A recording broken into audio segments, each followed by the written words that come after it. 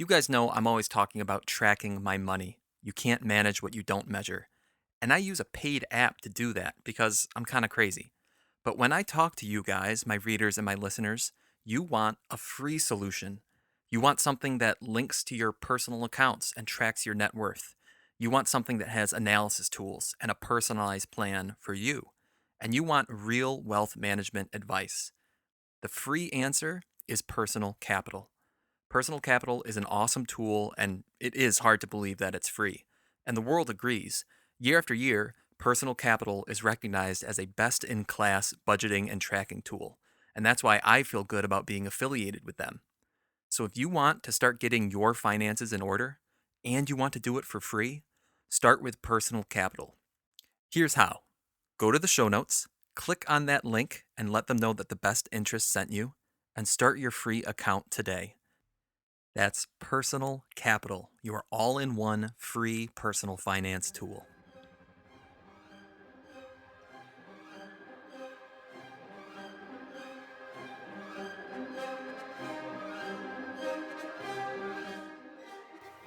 Welcome to the Best Interest Podcast, hosted by Jesse Kramer, where we discuss today's best ideas in personal finance and investing. The Best Interest is a personal podcast meant for entertainment purposes only. It should not be taken as financial advice and is not prescriptive of your financial situation. Here's your host, Jesse Kramer. Hey guys, welcome to episode 26 of the Best Interest Podcast. I am Jesse Kramer. My guest today, he's an absolute all-star of a guy. We had a terrific conversation about his struggle with debt, falling into debt, but then ultimately conquering debt. It was really a brass tacks personal finance conversation with some lessons about getting into financial trouble, but then even more lessons about how to drag yourself back out. I hope you guys enjoy. But real quick, before I introduce our guest, could you please pause the show and then in your podcast app, give a rating and review to the Best Interest Podcast? Why? Because the Best Interest, it's a growing small business, and I want to keep making this content for people just like you. A rating and a review, it lets all those fancy algorithms know that you care about this podcast. And I know I'm asking for your time, I'm asking for your effort, and I know that you don't owe me anything. So I really appreciate those of you who decide to sacrifice that time and effort to leave that rating and review. Thank you guys. So with that, let's go meet our guest.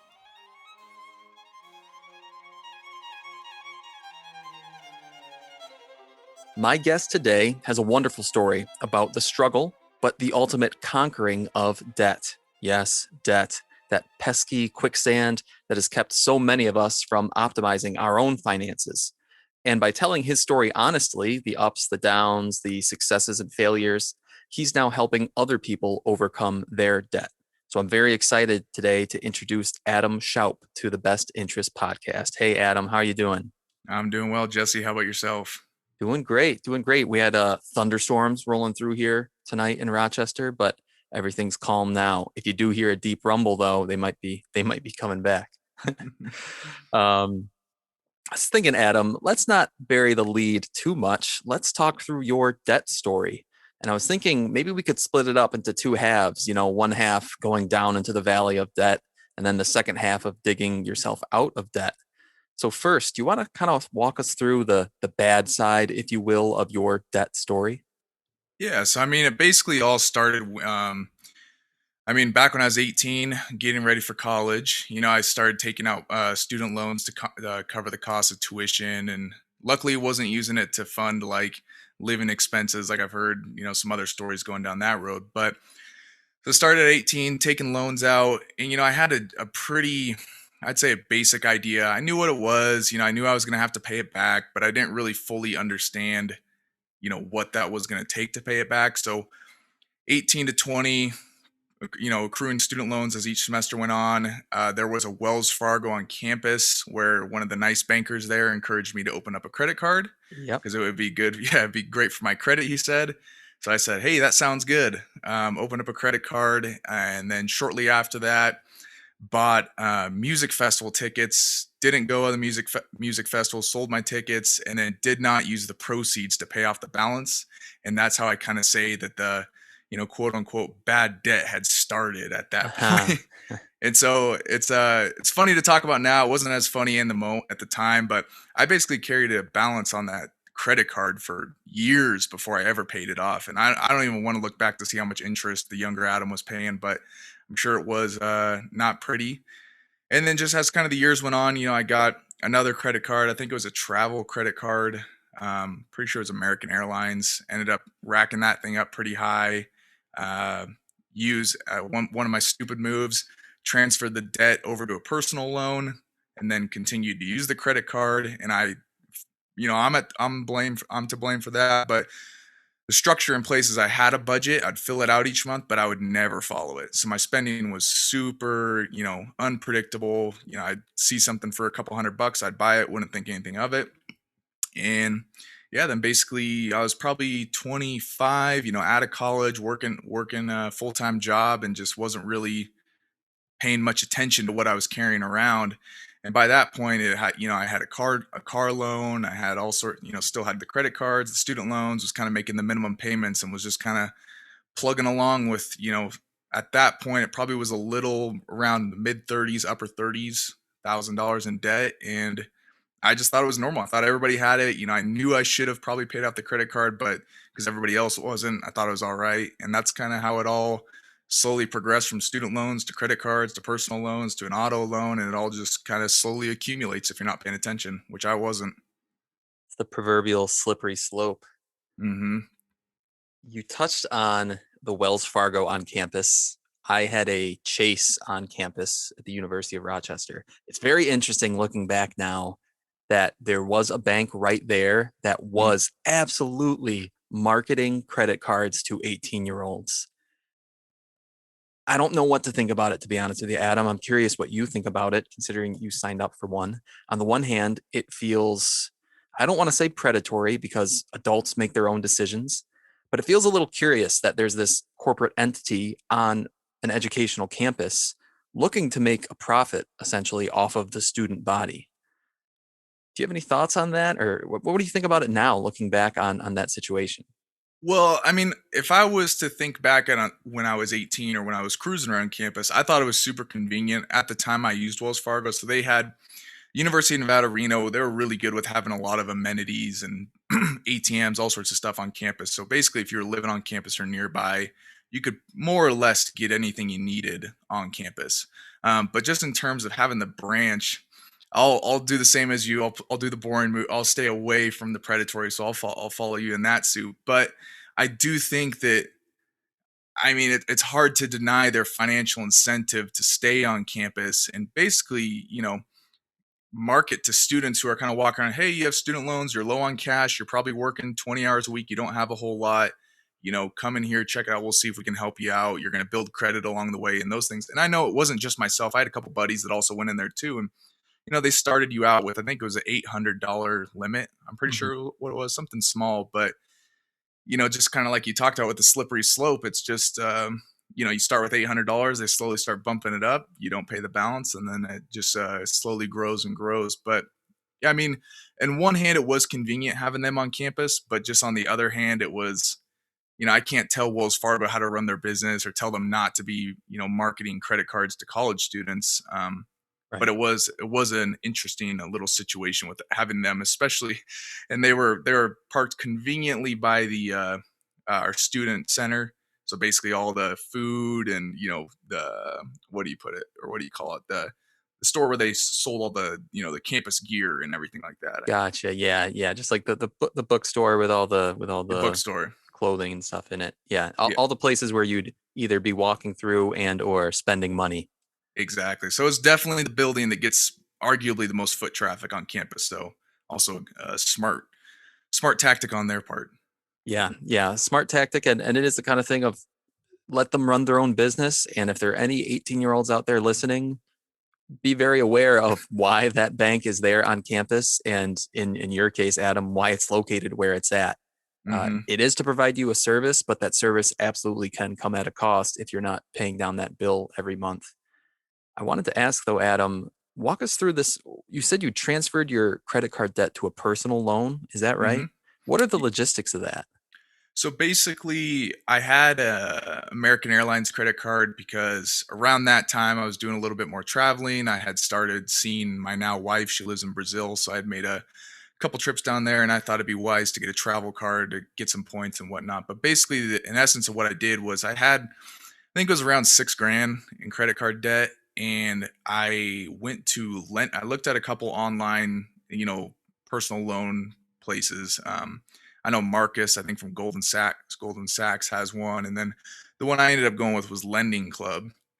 And basically, all I did was kind of applied for a loan. They gave me, or not applied for a loan. I applied for like a balance transfer, I guess is the way to put it. They Okay. basically said, "Yeah, we'll take that debt on. We'll give you, I believe the interest rate was around 8%, something like that. So much better than the 20 plus that I was paying on the credit card." But and then at that point they did some sort of transfer, and then the credit card debt got wiped down to zero. And then at that point it had transferred completely to the personal loan. And then I had a monthly payment that I had to make to them. Gotcha. Okay. And then at this point, do you still have credit cards, or at one point did you close credit cards and reopen them, or how does So that work? So at this point, it's kind of hard to keep track of all the moves I had done. But basically, at that point, I believe I still had the Wells Fargo still had some balance on it. I still have never closed that one just because it's got the longest the length of history. So I'm keeping that Yep. one for the credit report. But I had it at sometimes I'd moved money. I think there was an American Express free balance transfer one that I'd moved it over there. So I had at that point, I had a handful, probably like 3 credit cards that I was kinda working with. Gotcha. Okay. Um, yeah, it's a great lesson. Credit card balances, credit cards in general, I should say, are such a useful tool. They're so Mhm, portable, accepted everywhere. You can spend money without carrying the cash on you. But this story is evidence of some of the downside of credit cards. I compare them to a sharp kitchen knife, right? It can allow you to cook up this gourmet meal, but if you're not careful and you're not vigilant, you are going to slice your own finger off. mhm. And it happens before you know it too. It's kinda one of those things that, especially with just the way it's set up in the system, payment comes at the end of the month or whatever their statement date is, and you're kinda swiping, swiping, swiping, especially if you don't have a budget, you're not really paying attention. Then when that bill comes at the end of the month and the amount of cash you have in the bank or wherever it's sitting isn't what the bill is, then obviously the problem started. Right. And let's talk about that for a second. You'd mentioned in your initial story how you had a budget but you didn't really follow it. Mhm. And I think I can relate to that in my early days, but tell us a little bit about what exactly does that mean? What were the actions that you went through? So I had, I think it was an Excel file, and yeah, each month I would fill out what I thought my expenses were going to be. Now I was grossly underestimating what my expenses were going to be, and so I basically filled it out. But what I didn't do was I never followed up on it or anything. So if a transaction happened, whatever it may have been, maybe I was paying my car loan, or maybe I was buying groceries, or whatever it may have been, I was never really tracking what it was. And so I think I was getting kind of that good feeling each month where I was like, "Oh, I'm creating a budget." But then I would get the sick feeling at the end of the month where I was like, "Yeah, I didn't follow this thing at all, and and everything's a mess." And so that's more or less what happened, and it went on for a long time before I really sat down and got it figured out. Yeah, it's one of the downsides about digital budgeting, especially. That's exactly what I did, Adam, for a couple years when I started my budgeting habits. I Mhm. would budget at the beginning of the month, and you had mentioned the word that I see most often in the personal finance space is tracking. Tracking is the activity that you do after the month is over or as the month is going on to look backwards in time and say, what have I actually spent? And I was great at budgeting ahead of time, but because it was digital and not like an envelope system with real cash, I was Mhm. allowed to overspend my budget however I wanted to. And that was biting me for months and months and months until one day I finally decided to budget the real way, which was Mhm. tracking afterwards and really making sure that I wasn't overspending that budget. Yeah, and I think and the other part too, just to touch on that, I think it's really easy to kind of go down that slippery slope when it's just you. When if you're single or maybe you don't have a support system or any accountability partner, it's really easy because you can pretty much rationalize or justify any decision you make financially to yourself because you're only rationalizing it to yourself. What I've found now being married is that I can't easily do that. I have to rationalize or discuss these financial decisions with another person in a different set of minds. So I think that's one of the things I'll talk about on Twitter, from time to time is that, if you're struggling with the budget, it's to find some sort of accountability partner or somebody that can help you through it because it's like you said, it's easy to just kind of set it and then not really follow along just because you're the one that's setting the budget and you're the one that's making all the decisions. Let's start talking about that. Let's start talking about the climb out of debt because I know, having talked to you before offline, that your wife, she wasn't your wife then, but played an instrumental role in you ending up getting out of debt. So talk us through that story. Yeah, so what had happened was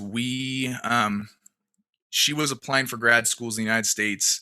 I somewhat selfishly, I was living in Nevada since 2012 at that point. It was 2019 then, and we were kind of she was looking at schools of where to go to, and I basically gave her a list of states that I would move to. I said, because I understood Nevada is a little bit expensive for international students, and I kind of said, here's where I'll go, here's where I won't go. And Florida was on the all go to list. And so we ended up, she got into University of South Florida. We moved to Tampa, got an apartment, all that good stuff. And we were just kind of humming along, buying stuff for the apartment. And I had I was fully aware of, what I was carrying, credit card debt, the personal loan at that time. But we weren't quite at that stage yet in the relationship where I was ready to kind of open everything up and be like, this is what I have. Um, and so basically what had happened was we kind of got to a point where we were trying to figure out how to pay for her fall tuition. And I think it was like 8 grand or something like that. It wasn't crazy money, but it was enough money that I knew was going to be a little bit of a struggle to get.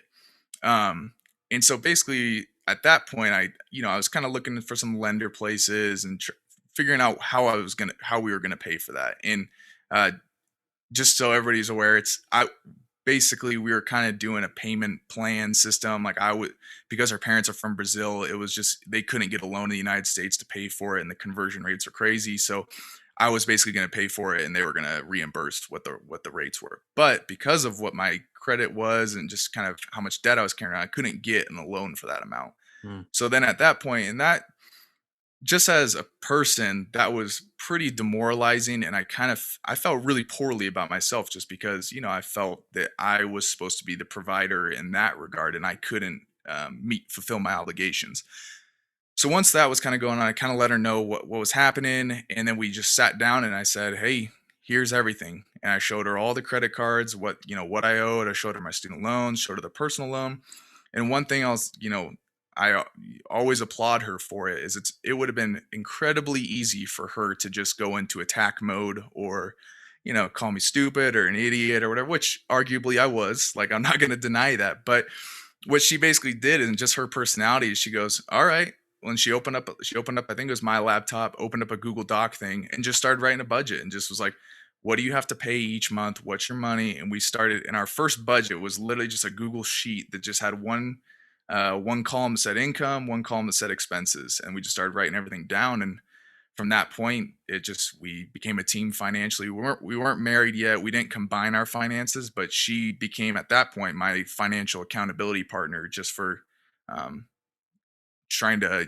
get out of the mess we were having. And because she knew too, it's like at that point we had talked about marriage. We were pretty sure that that's the route we were going to go, and I think she knew as well that she wanted to get this cleaned up too, which is right. Like I don't fault her for that at all. But so she was just a huge part and kind of like once you kind of hit that quote unquote rock bottom and you realize that something has to change, that's pretty much what it was. Pick your book on habits, pick your psychological study. A lot of them will talk about accountability partners and how important it is to be able to look someone else in the eye and say, yes, I am on track, or yes, I am improving, and make me hold myself accountable, and I will hold myself accountable to you. So it's great that you guys were able to find success with that. One thing you touched on, Adam, Hmm. that reminded me of something we talked about on Sunday night is this idea of, when you needed to have the credit to help her, it wasn't there. Yep. And it came up in our car talk on Sunday night when we were talking about car loans and how a credit score can affect the interest rate that you will have to pay on your car loan. You don't know in life when you'll need credit, or you don't know in life when your credit score will matter. And that's one of these reasons, that lack of understanding of when the unknown is coming is a great reason to have your finances in order. Hmm. Yeah, and I mean that's one thing. So you know, back when we were kind of starting the debt free process, I was yeah I was big into Dave Ramsey. I Hmm. loved I listened to the podcast a lot. I was all about it, and that's kind of one of the areas where I veer off of what he teaches, or I just don't really necessarily agree with, because he teaches to cut up all credit cards, close all your account lines, and basically if your credit score dies off, you can go to zero, and if you're going to buy a house, just do manual underwriting. But um, just from watching other YouTube videos of people who have followed his advice, from what I've seen a couple of videos where people are just like, that is the one thing I wish I wouldn't have done, is kind of gone the I'm going to avoid credit at all costs, because there are scenarios like that where you never know when you need it. Right. I didn't realize that's part of Dave Ramsey's advice. It makes sense now that you mention it. I've always heard the cut up your credit cards and don't go into debt. I have always heard that, but I never thought it through and realized that one of the ramifications of that is that your credit score essentially disappears on you. Yeah, he Um, he I don't think he has that like specifically written out in any of his baby steps, but he talked about it a lot in the podcast where, people would call in with that fear, it's I'm gonna close all my lines, I'm gonna have no credit. And then he would kind of, respond, well, I don't have a credit score and everything's fine. And you you could just do manual underwriting if you want a house. And from what I've heard, manual underwriting is just an absolute headache, way more information and stuff you have to give to the banks to get it done. But yeah, he talked about it quite frequently in the podcast when I was listening. Interesting. Now, I just did a quick Google, Adam. It says here that Dave Ramsey's net worth is approximately $200 million. Ooh. So he might be able to get away with not having a credit card or a credit score, unless he's planning on, buying the New York Yankees or something like that. Yeah, I think he fails to make that comparison. Oh, you don't have Yeah, a 200 million net worth? All right. yeah. So you sat down with your wife, and in your wife's infinite wisdom, she said, "Let's set out a budget. Let's put a plan together." From that plan, moving forward, what did the next few months or the next few years look like until you got to where you are now? Well, so then basically what we did was, once we started budgeting, we basically did the snowball method. We picked something that had the highest balance, but technically did a little out of order. There was a couple student loans that had low interest that were high balance, and we kind of pushed those to the side. So we finished the credit cards, we finished the personal loans, and we were making minimum payments on everything. And then obviously, by the time about February rolled around, I think we had pretty much all the credit cards and personal loan cleared, and then it was basically just student loans at that point. And then in March, obviously, when the world halted and the federal government paused student loans, we kind of made that decision where this also gets debated on Twitter quite a bit, where it's, do you invest the money, it's low interest debt, or do you pay it off? And in our mindset was kind of, we know in the future that we're going to be bringing in a healthy amount of income regardless of how that is. And so for our perspective, it was a lot more psychological. It was just, we want to close this door of debt, of this personal debt, and get it over with. And so as the months rolled on, obviously Florida was in lockdown just like everybody else was. So it kind of helped, it helped with the budget a little bit. We couldn't go out and spend at restaurants, or couldn't go do activities really. So that really decreased that amount of money, and just everything we could, we just kept piling on and piling on, onto the student loans, and ended up, I don't know how in depth you want me to go with this, but then in August, basically, long story short, what had happened was USF went full remote, the campus. Okay. And our lease was ending, and so we kind of made the decision. Okay, are we going to stay in Florida, where you're just taking remote classes? We had friends out there, but we didn't have a ton of friends and a Hmm. lot of connections. And basically, what we ended up deciding was, we're going to move back to Nevada. You're going to take all your classes online, and we're just going to move in with my parents. We're not going to, have any real living expenses, I guess is the way to put it. And yeah, and then basically we moved back in August, making payments, slowly chunking. We have our wedding coming up in November, so some payments started showing up for that. And basically what we just did, like kind of like how Dave says. I'm not marketing or affiliating for No Dave here, worries, no worries. but basically what we did was we just kind of paused our payments on the loans, kept cash flowing the wedding expenses until those were taken care of, and then in March, I believe March 15th, somewhere around then, yeah, we made our final payment. So it took us about 15 months to get it all done. Cool. So it's 15 months and it was 34K, 30, somewhere in that range. Is that Yeah, right? it was just under 32. Just under 32K. Well, congratulations. Appreciate that. That's awesome. And I think it's such a wise choice and not necessarily an easy choice to look at one another and say, do we want to move back? Do we want to move across the country? That's a tough choice to make. Do we want to move away from where your wife's classes are, where her professors are? That's a tough choice to make. Do we want to move back in with my parents to save more money to pay off this debt? All tough choices, but I give you guys kudos for making those decisions. One thing, Adam, I wanted to turn back and talk about. You brought up the infamous invest versus pay down debt debate, where right the logic is you can invest money and earn returns on that money at say like 8% per year in the stock market, or you can pay down your debt, which might only have an interest rate of what was your interest rate roughly speaking? So they varied. It was between 3 and I think the highest one was around 6. So the 3 to 6 range.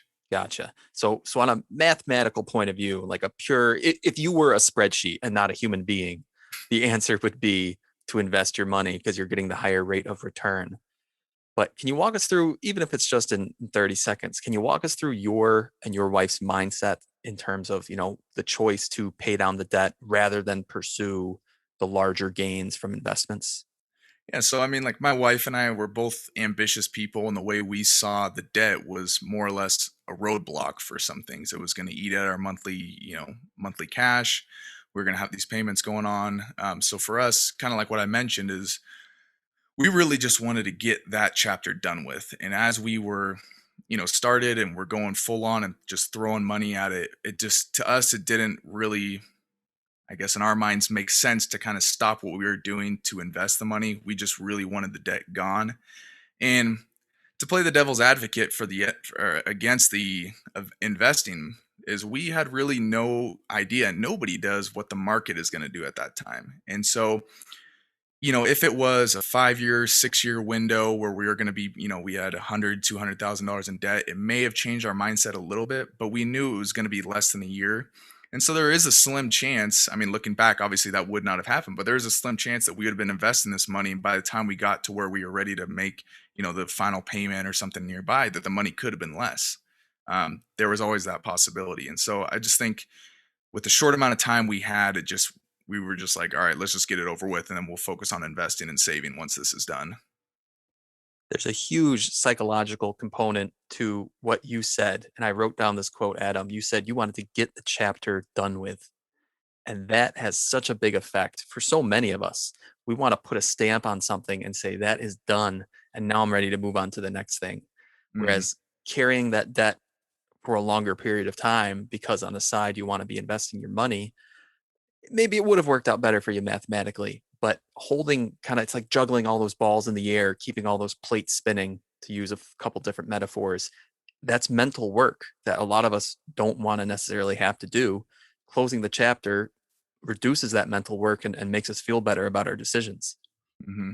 Yeah, and it's the other key to that is it would require a lot of discipline to be continuously investing as you're paying it off, because now you have that cash, and if you're not auto putting it to your investments or whatever, it's easy to just start spending that, and then you're in the same situation where you're making minimum payments, and then that money's just kind of slipping through your grasps. Right. Not saying that'd be the case for everybody, but that is a possibility that could happen. Yeah, requires discipline. Totally requires discipline. Let's transition, Adam, and talk through. I mean, you already have talked through some very actionable steps that people can take.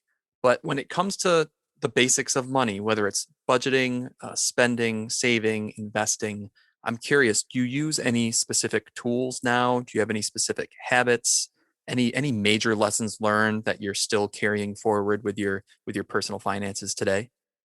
Yeah, so I mean, like with the budgets, the one thing I'll preach to the end is that like the sustainability aspect of it is so crucial because I mean you can budget and restrict yourself to death, but if you're not going to be able to sustain it for the long term, then I'd argue it's not really worth it because you're going to do it for a little bit, you're going to get frustrated, and you're going to quit. And I try and harp on that, budgets are only as restricting or restrictive as you allow them to be. I mean, you're in control, you or your wife or whoever you're with, you guys are in control. And now don't go crazy and, not invest anything and never save anything and just spend it all. But really to you, it's in your power to make these decisions. And I guess when it comes to that, there's obviously your normal expenses. You have your rent, your mortgage, maybe your food, and some of those things. But it's always important too to make sure there's at least a little bit of room for fun, quote unquote fun money, or whatever your guilty pleasure or whatever it may be.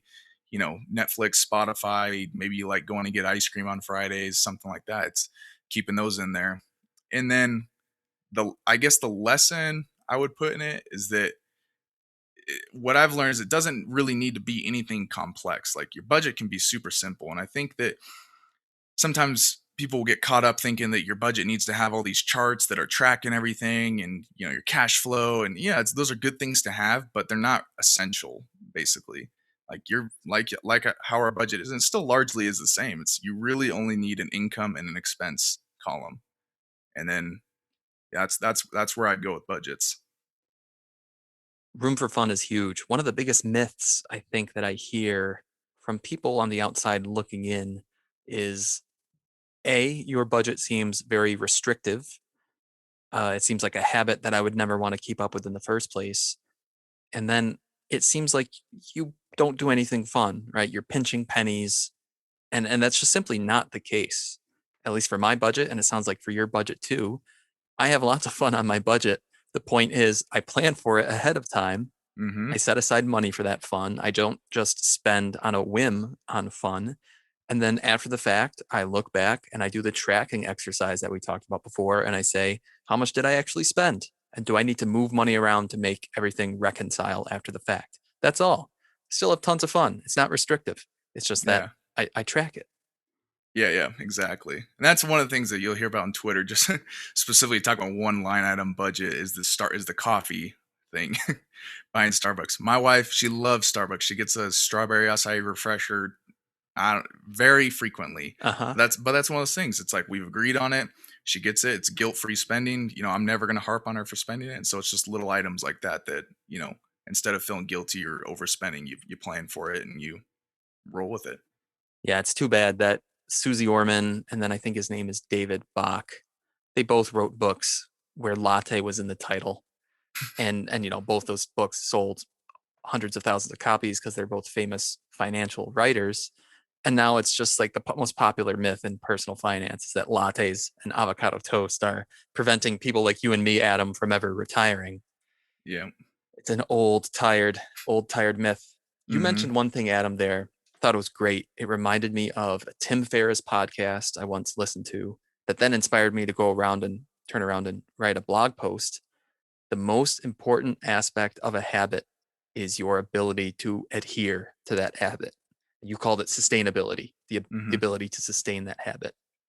And Tim Ferriss said, is it any good to start running 5 miles a day if 3 days in you realize your shins are killing you and you don't run anymore? Or would you just be better off saying, I'm going to run 2 miles a day and make that my habit and actually do it? The 2 mile habit is better. Similar with budgets, like you just said, the simple budget, if that's the one that you can stick to, is infinitely better than a complex budget that you're just going to quit. Mm-hmm. Agreed. Adam, how are you working with others? You have all this knowledge and you have all this really good experience. You have a great story that people are following. So, how are you working with others or putting together some sort of project or program in the future? I'm just curious what you have planned. Yeah. So basically, right now, large amount of my time when it comes to helping other people, it's spent on Twitter. I have started working through emails. Basically, I've been slowly kind of building an email list. I was sending out a weekly newsletter, but kind of some other priorities showed up, and that's kind of taken a little bit of the back seat. But I'm trying to get that reamped. I recently started, this might sound a little funny, but I started a Facebook group where it's basically a personal finance group, and I've been trying to kind of get people into there. So at that point, with Twitter, you're sending a tweet out, people are replying, and then you're kind of replying to every response. But the point of the group was that you could kind of build a community, and then it wouldn't necessarily require you to be there all the time answering all the questions or whatnot. You could have a lot of the other community members answering questions, or asking questions, whatever they needed. So doing that, and then I'll tease a little bit. I am working on another project. I'm not going to give away too many details, but probably in the next 2 months, that's probably what it's going to be. Around 2 months, I'll start hyping it up a little more as we get closer, but just stay tuned for that. I will. That sounds exciting. You've got me enticed. I'll stay tuned. The Facebook group, that's a great point. I made a Facebook group. I have a Facebook page, I should say, for the best interest. Hmm. I find it, I think it's too narrow in focus. And so people look at it and they're like, I don't really want to follow this guy's business. But I think if I had opened it up, and I'm interested in your Facebook group because it sounds like you have opened it up just to a personal finance discussion group. And I Hmm. think that's the kind of thing that sounds like to me it could build momentum and could end up really helping people. So I'm interested. I'll look into that, Adam. I'll join your group. I appreciate that. Okay, Adam. So this is the one question we got from Twitter. It's when are we all meeting up in Vegas again? From Stephen Wealthy. That is a good question. That is a good question. I would prefer we wait a couple of months before it cools down for it to cool down. It was blistering when we were down there last weekend. Kelly, my girlfriend, is there right now as we are speaking, and I think it's been 110 plus each of the days she's been there, which here on the East Coast, we always say about the West Coast, like, oh, but it's a dry heat in the desert. It's kind of this, in quotes with a smile on her face. I don't care if it's dry heat. 110 sounds pretty hot to me. But yeah, it's it doesn't, the dryness helps, but it's still when it's nighttime, 10 o'clock at night, it's still 105 plus. It's intense. That's crazy. So someday, I'd love to go to Vegas. I've never been there. Next question, though. What's the last material object or personal luxury that you spent $100 or more on? So that's a good question. I got to think about that one. I would guess it's going to, or what it was a travel golf bag when I went down to Scottsdale in June. I'm not a huge, I do like the little $5, $10 purchases. It's not as common. I'll get over the $100 mark. So yeah, travel golf bag. Gotcha. Are you a big golfer? Do you golf a lot? I don't golf as much as I would like to, but if I keep it under 100, I'm pretty pleased. Nice. Nice. That's better than me. What's a good habit that you're trying to form or a bad habit that you are trying to break? So just recently started trying to run before work each morning. So I've changed my alarm clock to wake me up about 30 minutes earlier, so I can run about a mile and a half. Haven't been as successful as I would like to be, but I'll just keep at it, and hopefully the snoozes will get less and less. The habit I'm trying to break would probably be on the flip side of going to bed earlier. I like to be in bed, the 9:45, 10 range, like under the sheets, ready to go. But just with work and how life's been, especially with my wife's work, she works a lot. We've been getting closer to the 11 o'clock range. So definitely trying to make that a little earlier. Sleep is huge. I'm one of those people that I cannot operate if I don't have good sleep. And I'm not always good at going to bed on time or falling asleep quickly.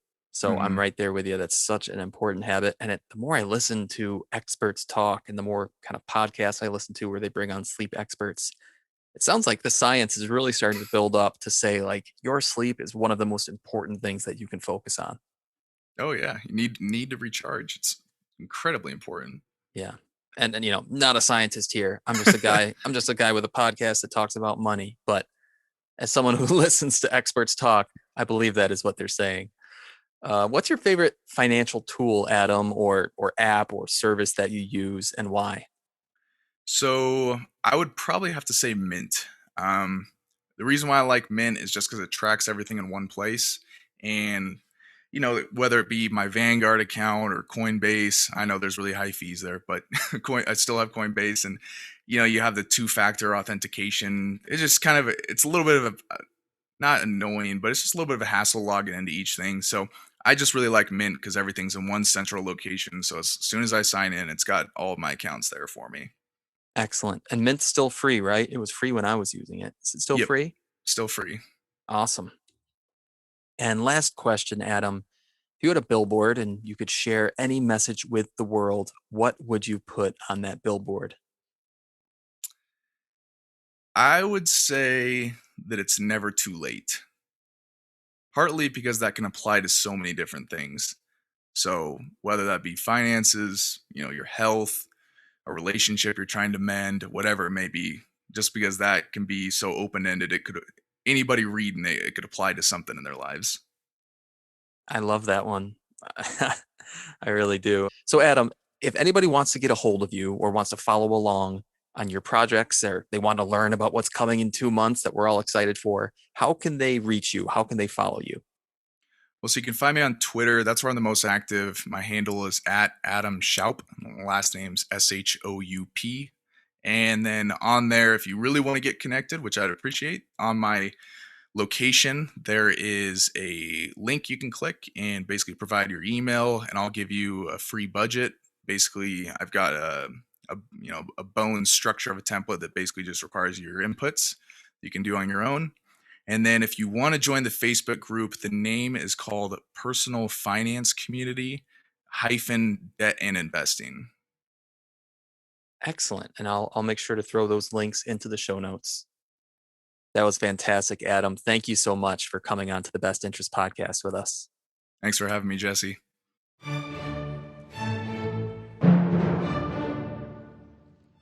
Another huge shout out to Adam. Thank you, Adam, for coming on to the Best Interest podcast for this episode. I have included all of Adam's links in the show notes, so make sure to go give him a follow. Check out that Facebook page.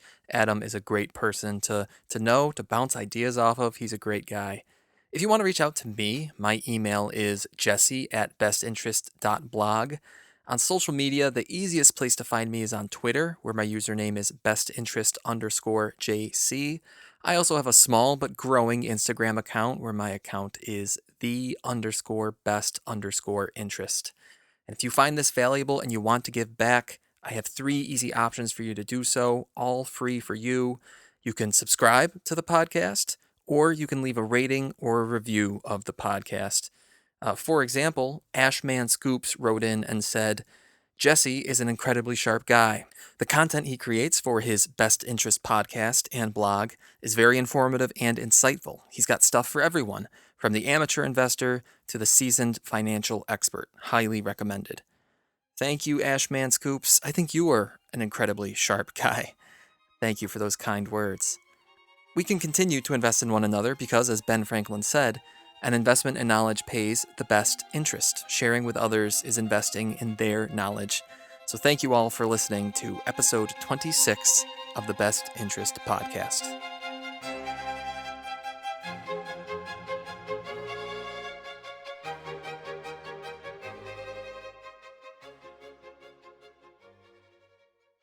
One thing, Adam, that you touched on as well is the classic invest versus pay debt debate. Yeah. I'm going to pause here. I don't know if you could hear the fire engines in the background, but there's a fire truck. I'm just going to give it like 10 seconds to No worries. pass, and then I'll do another intro to the invest versus pay debt. You can hear Dave fuming already. Dude, I got to believe in his heart of hearts that Dave is like, yes, I believe my numbers and I know the numbers make sense, but whatever you got to do to help yourself sleep at night is right. And it's just like his Twitter persona is like, but the numbers. Yeah. I give him credit. He does not back down. Yeah, no, he doesn't.